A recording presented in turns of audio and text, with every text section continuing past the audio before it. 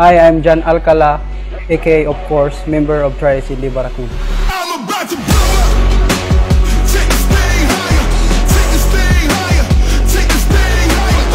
Nag-start ako mag-triathlon way back 2015 and na-start ako sa team 2019.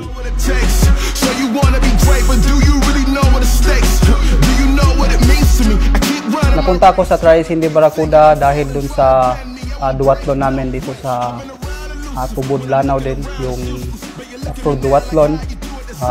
Doon na nag-start na sinabi ni DM Ulwan Di Mapuro na baka pwede ka hiramin namin sa mga relay sa triathlon. Then doon na nag-start na kinuha niya ako.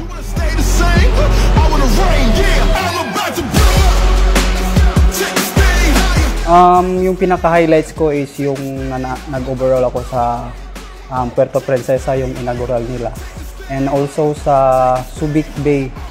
And yeah, yun yung pinaka-highlights ko na race.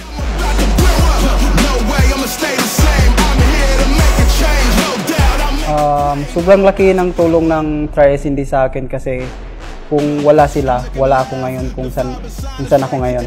And hindi lang sa triathlon, kundi pamilya na yung touring namin sa kanila. Nag-prepare kami doon, siguro mga training programs na binibigay ni Coach Ani.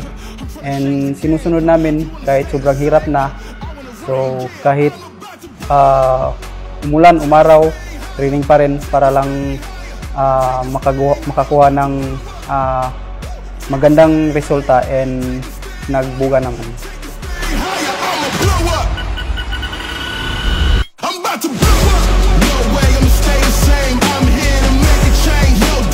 My biggest goal, natapos ko na yung biggest goal ko, yung mag-full ng full Ironman.